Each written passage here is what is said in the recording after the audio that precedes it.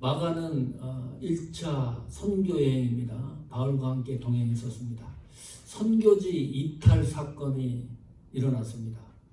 2차 두 번째 선교 여행을 바울이 준비를 하면서 바나바와 바울의 의견이 엇갈렸습니다. 바나바는 그래도 마가를 데리고 가자는 시각이었고 바울은 절대 안 된다. 의견이 좁혀지지 않았습니다. 결국 바나바와 바울이 그 사건으로 인해서 결별했습니다. 헤어진 거지요. 두 사람의 입장을 곰곰이 따져보면 두 사람 시각이 다 옳습니다. 틀린 정답이 아니고 각각의 옳음이 있습니다. 헤어졌다고 하는 것은 다툼, 물리적 싸움에 의해서 헤어진 게 아니라 그 다툼이라는 단어가 격려라는 단어로도 사용된다 그랬습니다. 서로 격려하고 각자의 사역의 길로 헤어졌습니다. 그러면서 다시 재정비를 하는 거예요. 바울이 제2차 선교 여행이 이제 시작이 됩니다. 마가가 빠진 자리에 누가 들어오냐? 신라가 합류를 합니다. 새로운 인물입니다. 사도행전 16장 1절 한번 보십시오. 바울이 더베와 루스드라에게도 이르매 거기 디모데라는 제자가 있으니 그 모치는 믿는 유대 여자요 부치는 헬라인이라 그랬습니다. 바울이 선교 전략 가운데 하나가 1차 선교 여행 지역을 다시 탐방을 해서 거기에 교회를 위로하고 성도들에게 힘을 주고 또 1차 여행에서 지역에서 가지 못했던 소아시아 지역에 들어가서 복음을 전하려고 하는 광대한 계획 전략을 갖고 있었습니다. 더베와 루스드라 1차 선교 여행 때 다녀왔던 지역이죠. 기억하실 거예요. 루스드라 지역에서 그 놀라운 역사도 있었습니다. 신으로 추앙하려고 하는 그런 일도 있었고요. 근데 여기 보니까 디모데라는 제자가 있었다. 이 말은 개연성이 있어요. 1차 선교 여행 때 디모데라고 하는 인물이 바울의 복음을 듣고 제자가 되어 있었다라고 하는 개연성이 있습니다. 사도행전 16장 1절은 두 번째 여행에 갔을 때 디모데를 다시 만나는 거예요. 그 장면을 성경이 기록을 하고 있고 이 디모데가 제2차 선교 여행의 중요 인물로 시작을 합니다. 디모데라고 하는 사람이 사도행전 16장 1절에 처음 등장하는 장면입니다. 새로운 선교팀으로 꾸려졌어요. 신라와 디모데, 바울 이 세 사람이 중심 인물로 제2차 선교 여행을 시작을 합니다. 사도행전 16장 5절 보십시오. 이에 여러 교회가 믿음이 더 굳어지고 수가 날마다 더하니라. 2차 선교 여행의 중간 평가를 사도행전 16장 5절에 이렇게 기록을 해놨어요. 믿음이 더 굳어졌다. 튼실해졌다. 교회들이. 사람에 대해서 표현한 것보다 교회에 대한 언급을 해놨습니다. 교회가 튼실하게 믿음의 반석 위에 강하게 세워져 가는 모습을 볼 수가 있습니다. 그리고 그 수가 날마다 더했다. 확장되어져 가는 겁니다. 선교 역사가 성공적으로 계속해서 전진되고 있다는 것을 보여줍니다. 소멸되는 것이 아니라 계속 확장이 되어져 가는 모습을 성경이 기록하고 있습니다. 너무 좋지요. 이 광경을 바라보면 선교를 그 당시에 그 현장에서 복음을 전했던 바울, 디모데, 신라 그 마음을 생각을 하면 가슴이 벅찰 거예요. 현장에서 많은 결과들이 나타나기 때문입니다. 그런데 사도행전 16장 6절 보십시오. 이런 기록으로 시작을 합니다. 성령이 아시아에서 말씀을 전하지 못하게 하시거늘. 부르기아와 갈라디아 땅으로 다녀갔다. 사도행전 16장 5절과 사도행전 16장 6절의 말씀이 도저히 연결이 잘 안 돼요. 이해할 수가 있습니까? 아시아권에서 선교가 확장이 되고 번성이 되면은 성령이 사울에게 바울에게 실라 디모데에게 힘을 더 줘야 되잖아요. 능력을 더 줘서 더 선교 역사가 확산되도록 해야 되는데 어찌된 일인지 사도행전 16장 6절에 성령이 지역을 명시해 놨습니다. 바울이 지금 선교하고 복음을 전하는 그 지역에서 말씀을 전하지 못하게 했다. 무슨 일입니까? 어떻게 이해를 해야 됩니까? 왜 성령이 아시아 지역에서 말씀을 전하지 못하게 하는 걸까요? 이유가 뭘까요? 결론적으로 이야기를 합니다. 바울이 생각하는 계획과 하나님이 생각하는 계획이 일치하지 않기 때문입니다. 바울이 생각했을 때는 대단한 선교를 하고 있다고 생각을 하는데 성공적으로 확산된다고 느껴지는데 하나님이 보는 시각은 다르다는 거예요. 다름이 있다. 우리가 잘 속는 부분입니다. 다시 말하면 하나님은 아시아권 성경보다 더 우선적으로 계획하고 뜻을 세운 게 있습니다. 유럽 성경입니다. 로마를 복음으로 정복이 돼서 유럽을 통과해서 전 세계로 복음이 뻗어나가는 계획을 하나님은 갖고 있는데 지금 바울은 사역을 감당하고 있는데 아시아 지역권에서만 지금 헤매고 있는 거예요. 그런데 더 놀라운 것은 아시아 지역 선교가 너무나 잘 되는 겁니다. 번성하는 거예요. 확장이 되어지는 겁니다. 여기 말씀을 전하지 못하게 했다. 킹제임스 영어 성경에 보면 forbid라는 영어 단어를 사용합니다. 금지시켰다 그 말이거든요. 그리고 이 forbid라고 하는 단어는 또 다른 의미가 있습니다. 어렵게 했다. 뭘 어렵게 했다는 거예요? 복음 전하는 일을 성령이 이 바울에게 사인을 계속 보내고 있었던 거예요. 말씀으로 어떤 방법으로도 하나님이 계속 바울에게 아시아권 선교를 복음을 전하지 못하도록 막고 있는데 정작 바울은 느끼지 못하는 현상입니다. 그것을 받아들일 수 없는 현상입니다. 그것도 그럴만해요. 왜냐하면 바울은 전 아시아권 선교에서 복음이 전 아시아에 들어가는 그 역사적인 순간이 눈앞에 와 있습니다. 성공적인 거예요. 하나님의 역사가 뻗어나가는 것을 바울이 눈으로 실제적으로 경험을 하고 있는 거예요. 그러니까 너무나 성공적인 사역을 하고 있기 때문에 도저히 하나님이 사인을 주고 거기에 들어가지 못하게 하고 금지시키는데도 불구하고 바울은 여전히 깨닫지 못하고 의식을 하지 못하고 있었다. 너무나 성공적인 사역 때문입니다. 길을 가다가요, 갑자기 비가 막 쏟아져요. 선교 지역을 가는데 갈 수가 없잖아요.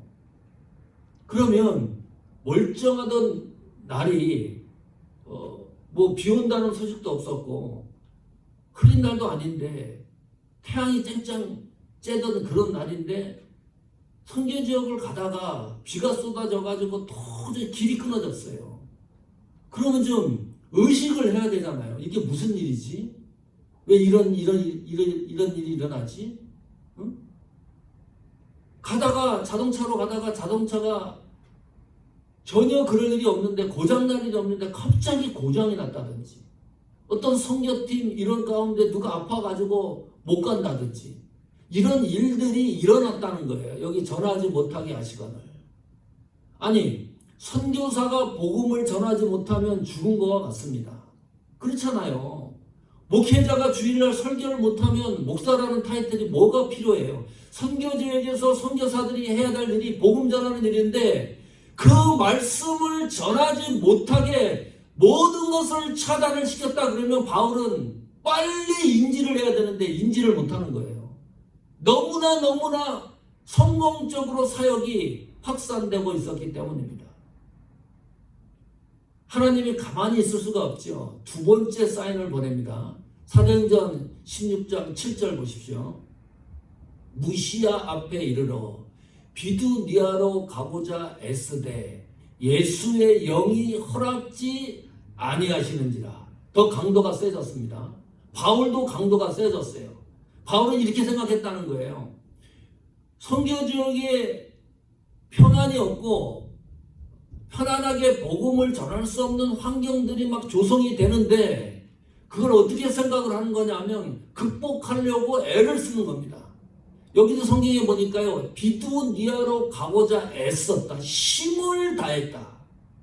비두니아가 지금으로 말하면 옛날 지명을 하면 터키입니다. 트리키예입니다.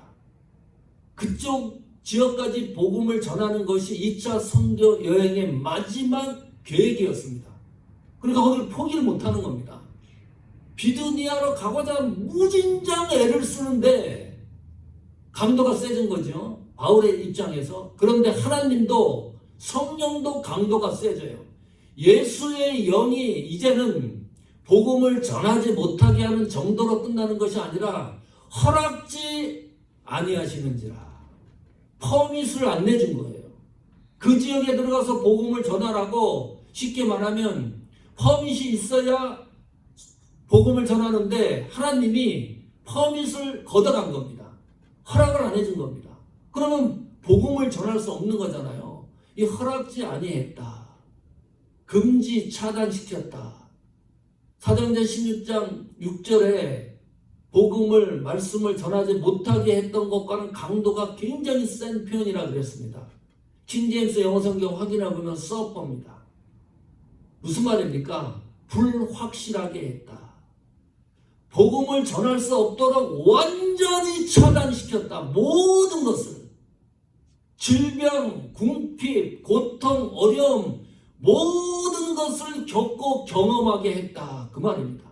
그 안에 모든 사건들이 복음을 전할 수 없는 모든 조건과 이유들이 똘똘 뭉쳐있는 상태예요. 이 정도면 바울이 영적인 사람 아닙니까? 기도 많이 했던 사람 아닙니까? 하나님과 교통했던 인물 아닙니까? 이 정도면 하나님의 뜻을 발견해야 되는데 바울이 여기까지도 발견하지를 못해요. 참 이상합니다. 바울이 이 정도면은 하나님이 원하시는 방향을 빨리 인지를 해야 되는데 그걸 인지를 못하는 거예요.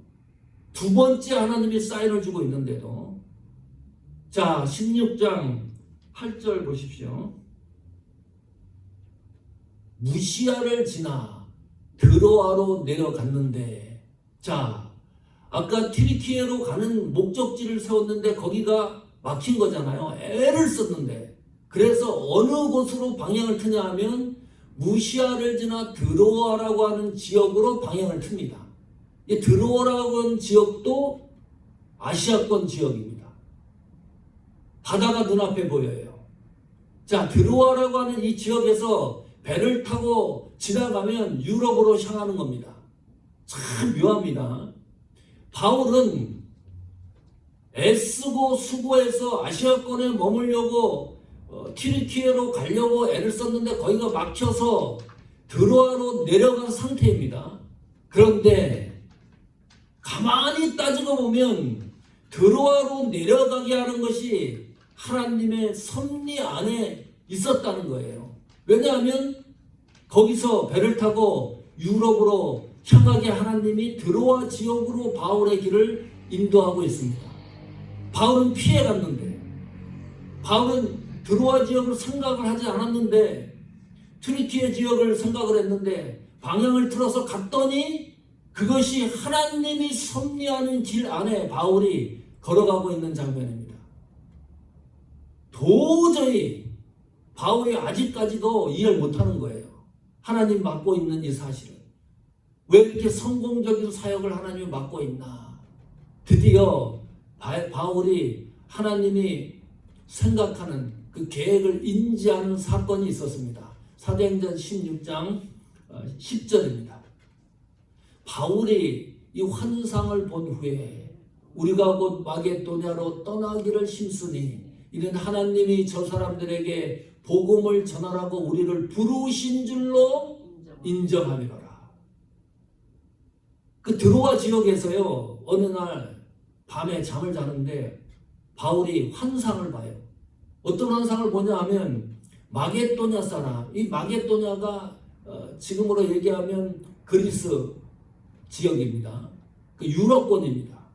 이 마게도냐 사람이 환상 중에 바울에게 나타나가지고 제발 우리 좀 도와달라고 그런 환상을 봐요. 그리고 나서 16장 10절에 바울의 심정을 성경이 기록을 해놨습니다.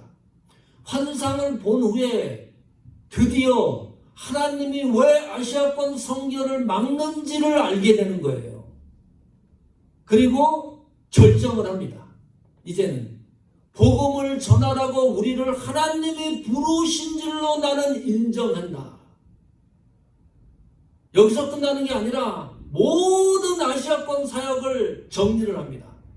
1년, 2년 걸려서 정리하는 게 아닙니다. 하루 이틀 걸려서 정리하는 게 아닙니다. 이것이 하나님의 계획과 뜻이라는 것을 아니까 그 순간에 모든 것을 정리하고 하나님 말씀에 순종합니다. 이것이 바울의 신앙이고 믿음입니다. 그 전까지는 바울이 인지를 못했을 뿐이지 바울이 하나님 뜻을 인지하고 나니까요, 그 즉시에 그 말씀 앞에 순종을 하고 움직이는 거예요. 놀라운 일 아닙니까? 자, 보세요.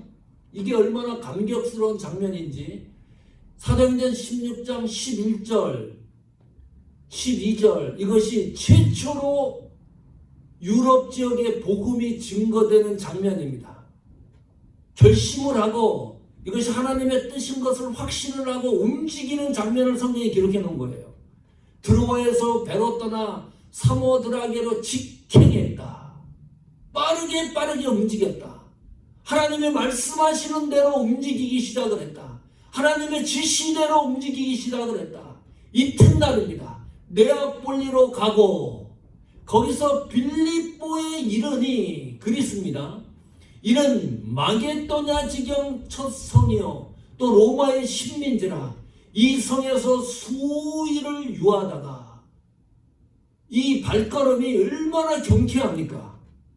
사도행전 16장 아시아권 선교했을 때 막히고 또 막히고 예수의 영이 허락하지 않고 모든 것을 차단하고 막히고 애를 쓰고 있었는데, 사도행전 16장 11절 12절 하나님의 지시대로 움직이니까요, 이 성경 구절말만 이게 무슨 음악 리듬 같아요. 얼마나 경쾌한지 몰라요. 쭉쭉 뻗어나갑니다. 아시아권 선교가 그렇다고 해서 하나님이 중요하다고 생각하지 않는 건 아니죠. 유럽 선교가 우선 하나님 계획 속에 머물러 있었기 때문입니다. 그 광경 장엄한 장면을 저희들이 보고 있습니다. 확인할 게 있습니다. 오늘 짤막한 말씀이지만은 이런 생각을 하는 거예요. 우리가 선한 계획을 합니다. 뜻을 세웁니다. 너무 좋은 계획입니다. 기가 막힌 계획입니다. 바울도 그런 계획을 세웠습니다. 조금만 더 열심히 하면 아시아 전 지역을 복음화하려고 하는 계획 얼마나 좋습니까? 하나님 보시기에도 좋죠. 일반 우리들이 경험하는 바울의 선교 전략을 들어도 너무나 선하고 좋은 계획입니다. 그런데 아무리 선하고 좋은 계획이라 할지라도 하나님의 계획과 하나님 뜻과 일치되지 않을 수도 있다. 이거 인정해야 됩니다. 받아들여야 됩니다. 굉장히 좋은 계획인데 누가 봐도 모든 사람이 동의하는 뜻인데 선한 계획인데 그 뜻과 우리의 계획이 하나님의 계획과 뜻과 일치되지 않을 수도 있다. 그것을 발견한다 그러면 어떻게 해야 되는 거예요? 빨리 그 하나님의 말씀 앞에 순종해야 됩니다. 바울이 그거 보여주는 거 아닙니까? 자기가 가지고 있는 모든 걸 내려놨어요. 없으면, 바닥이면 한번 하나님 옷깃을 잡는, 지푸라기라도 잡는 심정으로 하나님을 붙들려고 하는 그런 게 아닙니다. 왜냐하면 이미 아시아 전 지역에 복음이 확산되는 성공이 눈앞에 보이는 거예요. 이 사역이 최대치로 올라가는 것을 바울이 보고 있는 겁니다. 그 모든 성공적인 요인을 내려놓는다는 것은 보통 어려운 것이 아닙니다. 쉬운 문제가 아닙니다. 우리는 그것을 배우는 거예요. 내 계획 같듯이 아무리 훌륭하다 할지라도 하나님 뜻과 일치되지 않는다면 그것을 내가 인지했다 그러면 내가 가지고 있는 모든 성공적인 요인도 내려놓을 수 있는 것, 이것이 제자의 본분입니다. 성도의 자세이기도 합니다. 아무나 그렇게 할 수 없습니다. 모든 권위도 내려놔야죠. 또 손해도 봐야 되겠지요. 모든 것을 성공적인 요인까지도 모두 내려놓는 거니까 그 보통 쉽지 않은 길입니다. 두 번째, 계획이 너무나 잘 이루어지는 겁니다. 내가 계획한 대로 일들이 착착착 진행이 잘 되는 거예요. 막힘없이 일들이 진행되고 있습니다. 그것이 막힘없이 계획이 그대로 진행되고 있다는 이 사실이 하나님 뜻이다, 하나님 계획이다 라는 사실, 아닐 수도 있다는 것을 인정하라는 거예요. 반드시 그렇지 않다는 겁니다. 사역이 잘 쭉쭉 뻗어나가는 것이 하나님의 뜻이고 계획이라고 착각할 수도 있다, 우리가. 그거 바울 2차 선교 여행을 보면서 확인하는 거 아닙니까? 얼마나 바울이 성공적으로 목회사역, 선교사역을 감당하고 있습니까? 그런데 하나님이 그걸 차단시키지 않습니까? 다시 말하면 안 되는 것도 하나님의 뜻일 확률이 있다. 그걸 놓칩니다. 자꾸 잘 되는 것만 생각을 해요. 모든 일에 있어서. 그런데 하나님이 막는 이유가 있는 거죠. 그걸 자꾸 우리가 놓칩니다. 안 되면 하나님이 우리와 관계없다고 생각합니다. 하나님이 우리를 보살피지 않는다고 생각을 합니다. 계속 막고 또 막으니까 바울은 계속 애쓰고 수고하고 돌파하려고 합니다. 어느 순간까지 우리가 이런 실수를 범합니다. 그래서 안 될 때 힘을 얻습니다. 무엇이 안 되는 것 같은데 좌절하지 마십시오. 그래서 바울이 얘기하지 않습니까? 약할 때 강함이라. 틀린 말이 아닙니다. 내가 약해지면 약해질수록 강해지는 이유가 있어요. 그 약함에 하나님의 능력과 권능이 가득 채워지기 때문입니다. 그것만큼 강한 사람이 어디 있어요? 약한데 어떻게 강해져요? 바울이 그것을 경험하고 있습니다. 이거보다 더 어렵고 힘든 일이 있을지 모릅니다. 그때마다 오늘 말씀을 다시 상고해 보십시오. 안 되는 것에도 하나님의 계획과 뜻이 있다. 견디고 또 힘을 내보는 겁니다. 그것이 성도의 자세입니다. 세 번째는 그런 거예요. 하나님의 뜻이 그러나 확인이 되면, 하나님의 계획이 분명하고 확실하다고 내가 인지가 되면 바로 순종하는 겁니다. 바울이 그랬습니다. 하나님의 뜻을 알고 나니까 그 즉시 움직였습니다. 하루 이틀 미루지도 않았습니다. 그 하나님 뜻과 계획 앞에 완전히 무릎을 꿇었습니다. 하나님이 지시하는 대로 움직였습니다. 이것이 성도가 예수 그리스도의 제자가 걸어가야 될 길입니다. 길을 가다 보면 막히는 때가 있어요. 목요일날 시애틀 갔었잖아요. 와이프하고 종아하고 셋이 갔었는데 타코바 공항에 내렸는데 가방을 이게 뭐죠? 위에 거기다 집어넣고 까만 거였어요. 무심코 그걸 가지고 갔는데 카 렌트하는 데까지 그때까지도 몰라요. 카 렌트를 해가지고 트렁크에 그 집을 실었는데도 몰라요. 엉뚱한 남의 집을 갖고 온 거예요. 이게 종아한테 유나이트 에어라인에서 막 전화가고 또 종아는 전극거리지 않고 받지도 않고 그러다가 종아가 보이스메일 확인해 보니까 니네 지금 다른 거 갖고 갔다. 그거 빨리 처리하면 뭐 경찰에 뭐 신고한다 어쩐다 막 그래가지고 공항으로 다시 갔어요.